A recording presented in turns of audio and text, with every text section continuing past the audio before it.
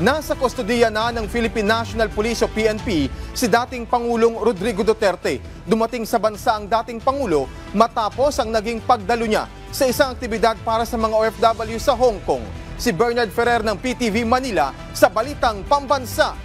Bernard. Alan, bandang 9:26 ng umaga, lumapag sa NAIA Terminal 3 ang Cathay Pacific Airways Flight CX-907. Sakay ang dating Pangulong Rodrigo Duterte mula Hong Kong. Ang kanyang pagbalik sa bansa ay matapos ang pagdalo niya sa isang pagtitipon para sa overseas Filipino workers. Sa paglapag ng eroplano, masusing sinalubong si dating Pangulong Duterte ng matataas opisyal ng kapulisan, kabilang si PNP Chief Police General Romel Barbil at CIDG Director Police Major General Nicolas Torre. Inilagay nila sa kanilang kustodiya ang dating Pangulo.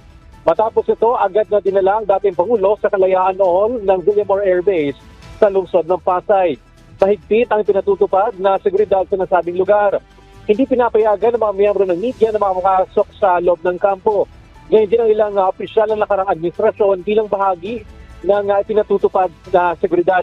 Alam ni inaantabayanan pa rin natin ang posibleng pahayag naman na ilalabas ng PNP ukol pa rin sa pagbabalik ng dating Pangulo. Balik kayo, Alan.